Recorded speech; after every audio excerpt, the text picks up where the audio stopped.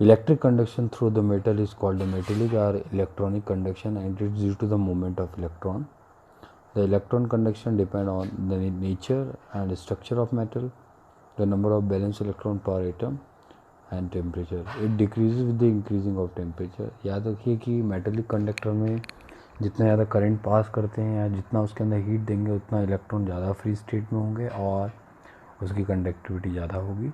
जबकि आयनिक सॉल्यूशन में अलग होता है। आयनिक सिस्टम में अगर इलेक्ट्रॉन दूर दूर हो जाएंगे, आयन्स बहुत दूर दूर हो जाएंगे, तो कंडक्टिविटी कम होती है।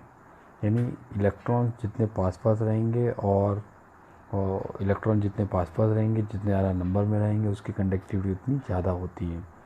ठीक है। और जब टेम्परेचर आप बढ़ाते हैं तो देखिए यहाँ लिखा है temperature it decreases with increasing the temperature. यानी कंडक्टिविटी अगर टेम्परेचर बढ़ेगा तो इलेक्ट्रॉन्स उसमें थोड़े से बढ़ेंगे। इलेक्ट्रॉन मतलब फ्री स्टेट में मूव करेंगे और कंडक्शन को ज़्यादा करेंगे, but more number of electrons होंगे तो कंडक्टिविटी उसकी ज़्यादा रहेगी। As they enter the electron at the one end and go through the other end, the composition of metallic conductor remain unchanged. The mechanism of conduction through the semiconductor is more complex. Semiconductor ऐसी device होती है जिसमें conductor और non conductor दोनों की property होती है। At the low temperature it as the non conductor, but at high temperature act as the conductor. मैंने आपको बताया ना, टेम्परेचर के ऊपर डिपेंड करेगा। जैसे टेम्परेचर ज़्यादा होगा तो इलेक्ट्रॉन फ्री स्टेट में आएंगे और करंट पास करेंगे, तो हाई टेम्परेचर होने पर कंडक्टिविटी इसकी बढ़ेगी। चलिए, इलेक्ट्रोलाइटिक नेचर। आयनिक कंडक्शन क्या होता है? मान लीजिए कोई सॉल्ट हमने डाला NaCl, KCl, KBr, NaOH, तो वो वाटर में डालने पर डिसोसिएट हो जाता है अपने पॉजिटिव और नेगेटिव आयन में, केटायंस और एनायन में, और जिसके कारण करंट जब पास होता है तो उसे इलेक्ट्रिक कंडक्टिविटी या आयनिक कंडक्टिविटी कहते हैं। Because flow of current due to the ions, positive ion and negative ion. The nature of electrolytes पे डिपेंड करता है कि जितने ज़्यादा आयंस होंगे उतनी कंडक्टिविटी ज़्यादा होगी। Size of ions produce and their solvent.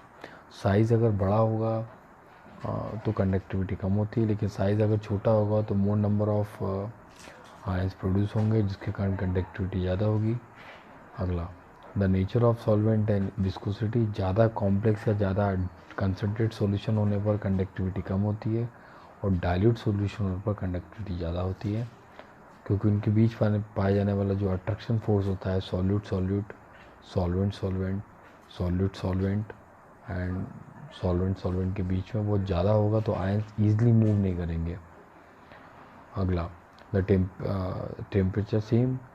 Temperature अगर बढ़ाएंगे तो आयंस फ्री स्टेट में जाएंगे और कंडक्टिविटी को इफेक्ट करेंगे। जितने ज़्यादा टेम्परेचर होगा उतनी कंडक्टिविटी ज़्यादा होगी।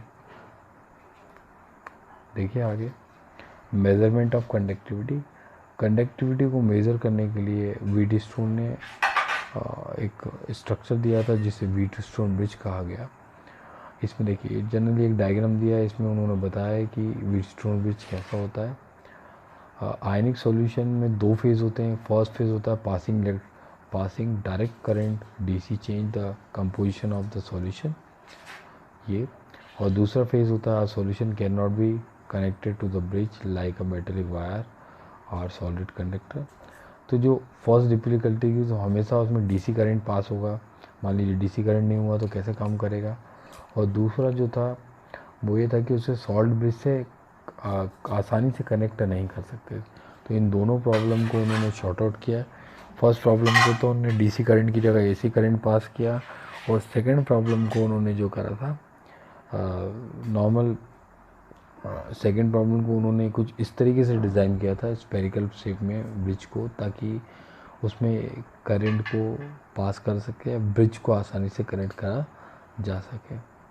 चलिए, ये हमने पढ़ा था। R is a resistance, rho is a specific resistance, L/A, 1/रो, रो को चेंज करके 1/K लिखा because rho is a specific resistance, तो kappa is a specific conductivity. चलिए नेक्स्ट देखते हैं। The quantity of L/A is called a cell constant. ये definition paper में पूछी जाती है। अच्छा, G इज़ अ कंडक्शन, और G स्टार जो बना रहा है दैट इज़ अ कांस्टेंट, दोनों में अंतर है। देखिए जी जो है जी कंडक्शन होता है और जी स्टार जो होता है दैट इज़ सेल कांस्टेंट होता है, इसकी वैल्यू L/A होती है। तो यहाँ देखिए जी स्टार इजिकल लिखा है L/A। अगर लेंथ ज़्यादा होती है किसी भी सेल में वायर की तो उस कंडीशन में सेल कांस्टेंट ज़्यादा होगा, और अगर एरिया ज़्यादा होता है तो सेल कांस्टेंट की वैल्यू कम होती है। प्रोपोर्शनल और इन्वर्सली प्रोपोर्शनल में अंतर आप समझते होंगे। जी प्रोपोर्शनल L दिया है यानी L बढ़ाने पर जी की वैल्यू बढ़ेगी, और जी इन्वर्सली प्रोपोर्शनल A दिया है यानी A की वैल्यू कम करने पर जी की वैल्यू बढ़ेगी। ओके हाँ, इसी तरह नंबर ऑफ़ आयंस अगर ज़्यादा होंगे तो भी कंडक्शन सेल कांस्टेंट ज़्यादा होगा, नंबर ऑफ़ आयंस कम होंगे तो सेल कांस्टेंट कम होगा। यहाँ पे देखिए आगे ये डायग्राम आपको फिजिक्स में भी मिलेगा। मैंने आपको बताया था Wheatstone is a device to known unknown resistance of any compound. So unknown resistance को मेज़र करने के लिए इसमें R1 R2 R3 इसमें होता है। जब किसी भी सेल में करंट पास नहीं करता है तो जो डिफ्लेक्शन होता है वो डिफ्लेक्शन 0 के बराबर होता है, और सेल बैलेंस होते हैं, यानी जो रेजिस्टेंस होते हैं वो बैलेंस होते हैं। R1/R2 इक्वल R3/R4 इस तरीके से बैलेंस होगा। देखिए R1/R2 और देखिए R1/R2 करा है और R3/R4 करेंगे तो अननोन रेजिस्टेंस आप जब एक साइड लेंगे तो R2 इजिकल आ जाएगा आपके R1 R4/R3 आपके पास आ जाएगा। Kappa is a specific conduction, और सेल कांस्टेंट अपॉन R अगर कर देंगे तो ये स्पेसिफिक कंडक्शन के रेशियो में टर्म हो जाएगी। इस चीज़ को याद रखेंगे। आप एक पेज पे सभी फार्मूले लिख लेंगे, ये फार्मूला बेस्ड ही चैप्टर है पूरा। देखिए molar conductivity is ratio of specific conductivity upon concentration of cell या molar concentration. It is denoted by lambda. देखिए क्या दिया है, the concentration of ion are case with the ion more under a potential gradient if become the necessary to define a physically more magnified quantity called the molar conduction denoted by the symbol lambda. It is related to the conductivity of solution by the equations molar conductivity यानी lambda is equal to kappa यानी specific conductivity upon concentration। ये दोनों अगर लगा देंगे तो आपको मिल जाएगा। आगे देखें, ये जो इक्वेशंस दी हैं आपकी, इनमें आपको यूनिट्स याद रखना है। जैसे लैम्डा इजिकल क्या होता है, यूनिट में अगर निकालें इस पर कंडक्टिविटी तो क्या होगा। ठीक है, देखिए मैंने आपको बताया फार्मूले ही, डायरेक्ट फार्मूले पुट करके आप आंसर रखेंगे तो आ जाएगा आपका आंसर। चलिए नेक्स्ट देखते हैं। इसमें मोलर कंडक्टिविटी रेजिस्टेंस निकालना है आपको। अगर फार्मूला याद है तो आप कर सकते हैं। Variation of conductivity and molar conductivity with the concentration. Concentration क्या होता है पहले ये समझिए। कंसंट्रेशन नंबर ऑफ मोल पर लीटर ऑफ सॉल्यूशन इसको कंसंट्रेशन। मान लीजिए 1 लीटर पानी में आपने 1 चम्मच नमक डाला तो कंडक्टिविटी कितनी होगी। 2 चम्मच नमक डाला कंडक्टिविटी क्या होगी। 3 चम्मच नमक डाला कंडक्टिविटी क्या होगी। इसी तरह जो आपने बैटरी देखी है, बैटरी में हम HCl डालते हैं या H2SO4 डालते हैं, तो जितना ज़्यादा सॉल्यूशन की कंसंट्रेशन होती है उसके ऊपर कंडक्टिविटी डिपेंड करती है। देखिए दो टाइप की कंडक्टिविटी हम पढ़ रहे हैं, कंडक्टिविटी और मोलर कंडक्टिविटी। देखिए both conductivity like conductivity and molar conductivity change with the concentration of electrolyte. Conductivity always decreases with decreasing the concentration. मैंने आपको बताया था कंडक्टिविटी डिपेंड करती है नंबर ऑफ आयंस के ऊपर, जितने ज़्यादा आयंस होंगे कंडक्टिविटी ज़्यादा होगी। यानी मोलर कंडक्टिविटी या फिर नॉर्मल कंडक्टिविटी यानी लैम्डा m और g दोनों ही कंडक्टिविटी कंसंट्रेशन कम करने पर कम होती है, क्योंकि नंबर ऑफ आयंस कम हो जाएंगे। इसी के अकॉर्डिंग हम 2 टाइप के कंडक्शन पढ़ते हैं या 2 टाइप के इलेक्ट्रोलाइट पढ़ते हैं, वीक इलेक्ट्रोलाइट और स्ट्रॉन्ग इलेक्ट्रोलाइट। वीक इलेक्ट्रोलाइट की कंसंट्रेशन कम होती है क्योंकि उसमें नंबर ऑफ आयंस कम होंगे, जबकि स्ट्रॉन्ग इलेक्ट्रोलाइट जो होता है उसकी कंडक्टिविटी ज़्यादा होती है बिकॉज नंबर ऑफ आयंस ज़्यादा होंगे। वीक इलेक्ट्रोलाइट की स्टेबिलिटी कम होगी, स्ट्रॉन्ग इलेक्ट्रोलाइट की स्टेबिलिटी ज़्यादा होगी। वीक इलेक्ट्रोलाइट में नंबर ऑफ बॉन्ड्स जो होंगे वो कम होंगे, स्ट्रॉन्ग इलेक्ट्रोलाइट में नंबर ऑफ बॉन्ड्स ज़्यादा होंगे, याद रखिएगा, पेपर में पूछा जाता है। Weak electrolyte does not affect more by the increasing or decreasing concentration, but strong electrolyte conductivity decreases or increases by changing the concentration of solution. Conductivity of solution of at given concentration is conductions of unit volume of solution kept within the platinum electrode with unit area of cross section at a distance of unit length. This is clear for the equation G equal kappa A upon L. ये एक relation याद रखेंगे। Molar conductivity का relation दिया है, molar conductivity of a solution given condition is the conduction of volume b of solution containing 1 mole of electrolyte kept between the two electrodes with the area of cross section A and distance of unit length. तो lambda is equal kappa A upon L equal kappa। देखिए ये जो बता रहा है, मैं आपको सीधे सीधे समझाता हूँ कि 1 लीटर सॉल्यूशन के अंदर जितने इलेक्ट्रोलाइट यानी जितना सॉल्ट मिलाएंगे, वो सॉल्ट जितना करंट को पास कर सकता है, जितना करंट प्रोड्यूस कर सकता है, जितना करंट को पास कर सकता है, उसे इसकी कंडक्टिविटी कहते हैं। आपको समझ में आ रहा होगा। 1 लीटर पानी में अगर आपने 1 स्पून सॉल्ट डाला तो उसकी कंडक्टिविटी कम होगी, 2 स्पून डाला तो उसकी कंडक्टिविटी ज़्यादा होगी। जैसे जैसे आप सॉल्ट बढ़ाते आएंगे उसकी कंडक्टिविटी बढ़ती आएगी, क्योंकि 1 लीटर के अंदर number of solute particle, number of ions particle, number of cations anions बढ़ते जाएंगे। इसी को हम कंडक्टिविटी कहते हैं।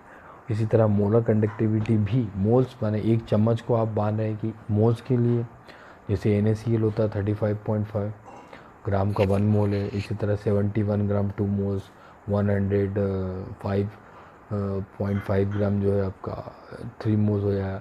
जैसे जैसे मोल बढ़ाते आएंगे यानी उसके अंदर नंबर ऑफ आयंस बढ़ेंगे तो उसकी कंडक्टिविटी भी बढ़ेगी।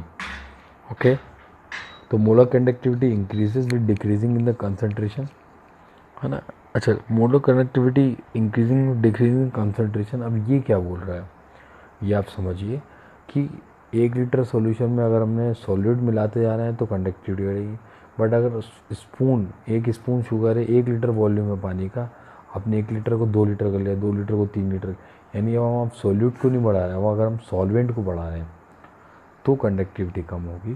तो ये यही बता रहा है molar conductivity increases with decreasing the concentration, यानी अगर हम लीटर अगर सॉल्यूट को सॉल्वेंट के पार्टिकल बढ़ाते हैं यानी लिक्विड बढ़ते जा रहे हैं, तो जो 1 चम्मच शक्कर थी, 1 चम्मच सॉल्ट था, वो केवल 1 लीटर में मूव कर रहा था, अब 2 लीटर में मूव करेगा, 3 लीटर में, यानी उसका जो एरिया है वो बढ़ता जा रहा है।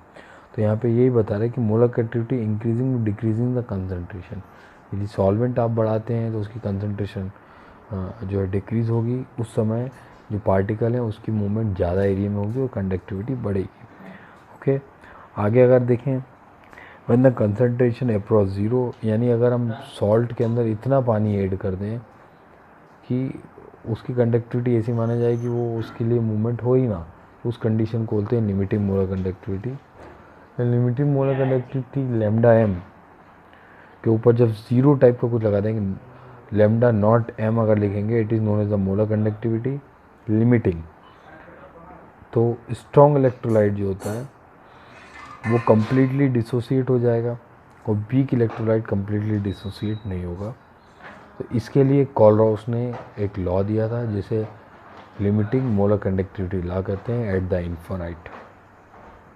ओके, देखिए स्ट्रॉन्ग इलेक्ट्रोलाइट मैंने आपको अभी बताया है कि जिसमें वाटर के अंदर डिज़ोल्व करने पर कम्प्लीटली आयंस में डिसोसिएट हो जाता है, इसे स्ट्रॉन्ग इलेक्ट्रोलाइट कहते हैं। इसकी कंडक्टिविटी बहुत ज़्यादा होती है। लैम्डा एम इक्वल आपका दिया है lambda M limiting minus a c 1/2, जो सी एंड 1/2 दिया है वो लैम्डा एम के रिस्पेक्ट में होता है। ए जो दिया है वो स्लोप होता है, जो फिक्स होता है। यहाँ पे देखिए आपको एग्जांपल दे रहा है NaCl, KCl, CaCl2, MgCl2, they are the strong electrode, ये कम्प्लीटली आयंस में डिसोसिएट हो जाते हैं। इसे ऑन सागर प्रिंसिपल भी कहा जाता है। ये इक्वेशन दिख रही है ना, lambda molar conductivity is equal to limiting molar conductivity minus a c 1/2. C is a slope against the molar conductivity, और जो दूसरा ए दिया है it is slope against the limiting molar conductivity. ये याद रखिएगा, इसे ऑन सागर प्रिंसिपल भी कहा जाता है. ठीक है, न्यूमेरिकल्स तो इजी हैं, आप करने की कोशिश करेंगे हो जाएगा. देखिए ये कोलरॉस का प्रिंसिपल आ गया. According to Kohlrausch principle on the infinite molar conductivity of solution is sum of the molar conductivity of cation and anion. ठीक है, मैंने क्या बताया, according to Kohlrausch law the molar conductivity of weak electrolyte is a sum of the molar conductivity of cation and anion. देखिए strong electrolyte तो completely dissociate हो जाता है, इसलिए उसके लिए कोलरॉस ने लॉ दिया. ये लॉ दिया है स्पेसिफिक लिमिटिंग मोलर कंडक्टिविटी या फिर वीक इलेक्ट्रोलाइट के लिए, जिसके कारण वो कम्प्लीटली डिसोसिएट नहीं होता है या बहुत कम आयन में डिसोसिएट होगा. ओके, याद रखिएगा. इसे नेक्स्ट लेक्चर में और अच्छे समझेंगे. Thank you.